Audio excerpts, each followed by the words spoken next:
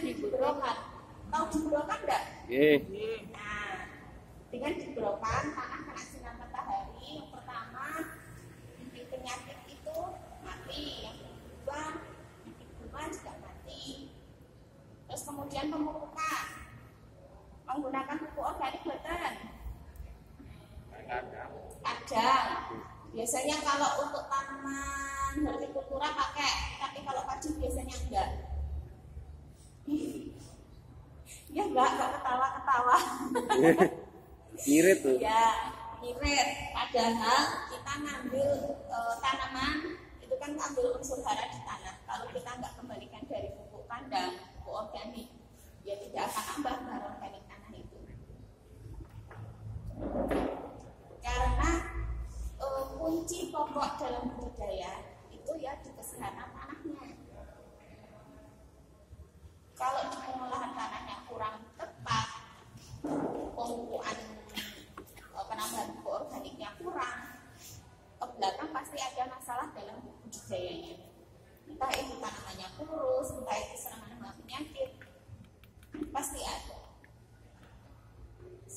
Preventif lain yang digunakan, benih yang digunakan itu yang sehat. Kita beli benihnya udah beli, ternyata agak sedikit eman-eman lah, belinya mahal gitu ya, tetap dipakai. Nah, ternyata itu malah kita bisa menyebarkan penyakit di lahan. Bisa juga dengan memodifikasi lingkungan, pakai mulsa kalau nanam cabai. Nah, salah satunya itu untuk menjaga kelembaban tanah. Nah, kemudian pengendalian secara kuratif itu setelah ada serangan.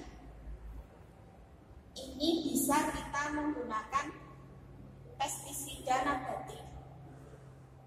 Pernah dengar pestisida nabati? Loh, baru ini.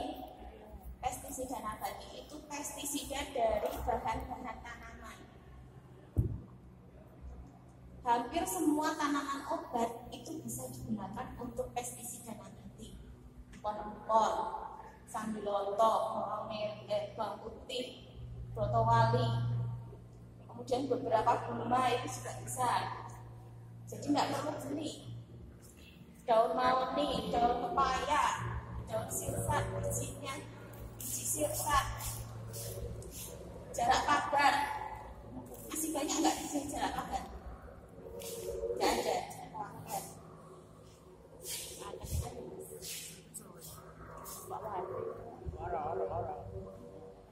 Nah, dalam pengendalian hama terpadu itu ada 4 prinsip. Yang pertama budidaya tanaman sehat. Nah, kenapa budidaya tanaman sehat itu menjadi prinsip yang pertama? Karena kunci dari budidaya itu adalah tanamannya harus sehat. Dengan tanaman sehat, harapannya hama penyakitnya sedikit, kemudian produksinya tinggi. Yang kedua, pengamatan rutin. Nah, ini yang jarang dilakukan. Kenapa sampai kecolongan gagal panen? Itu karena kita kurang melakukan pengamatan. Ke sawah ya apa perlunya? Kita nggak ngamati pertumbuhan tanamannya seperti apa, ada serangan hama penyakitnya apa enggak. Kita jarang mengamati itu. Karena kalau kita tahu pasti dia langsung semprot. Padahal belum tentu serangan hama dan penyakitnya itu merugikan. Kemudian yang ketiga, pemanfaatan musuh alami. Apa itu musuh alami? Ada yang tahu? Musuh alami. Saya sudah lupa pelajaran biologi ya. Ya, musuh alami itu makhluk hidup, hewan, serangga yang membantu petani dalam mengendalikan hama dan penyakit. Itu bisa berupa predator. Predatornya tikus apa? Ular, burung hantu. Predatornya ular, ayam. itu tomcat, laba-laba. Kemudian predatornya kutu-kutuan.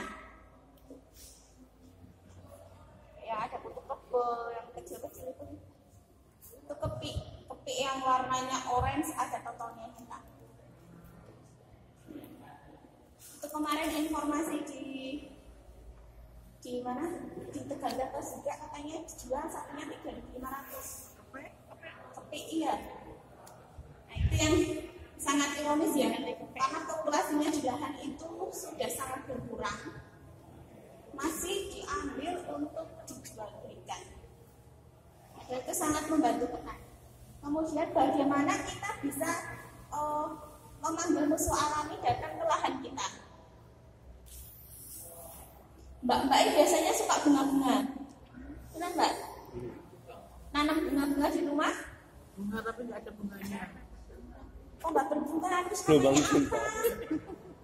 Daun, bunganya dibuang.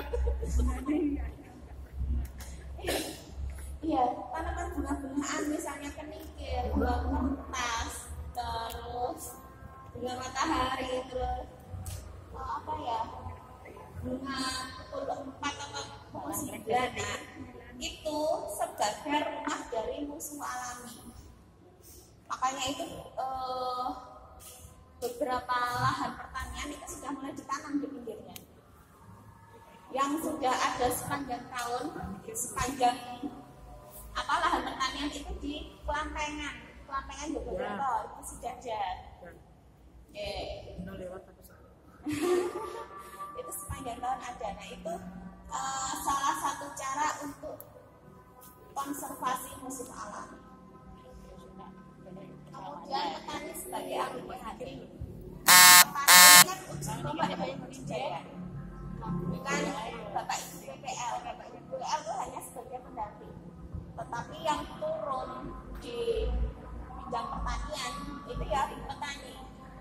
Jadi petani itu kan biasanya sudah pengalaman ya dengan musim seperti ini. Biasanya hama penyakitnya apa. Terus jadi untuk mencegahnya, mitigasinya seperti apa, biasanya petani itu sudah apa.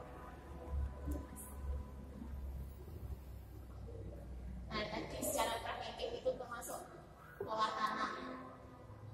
Jadi nggak padi pantun ya dalam setahun, tapi ada jeda tanaman hortikultura, padi jahe atau terong, atau bisa juga kembali ke jagung, padi jagung baru tanaman hortikultura. Kemudian pengaturan sistem tanam. Sistem tanam bisa tumpang sari. Misalnya mau tumpang sari itu ya nggak tomat sama cabai. Tomat sama cabai itu satu famili, hama dan penyakitnya sama. Bisa juga cabai dengan jagung. Tinggal kita atur apa umur tanamannya. Kemudian pemilihan varietas. Nah, varietas yang ditanam itu yang relatif tahan terhadap serangan hama dan penyakit. Misalnya di musim seperti ini ya, panas hujan, hama penghisap, kutu-kutuan, berang, itu sangat cepat berkembang biak. Jadi sebisa mungkin memasuki musim tanam seperti ini itu dihindari varietas-varietas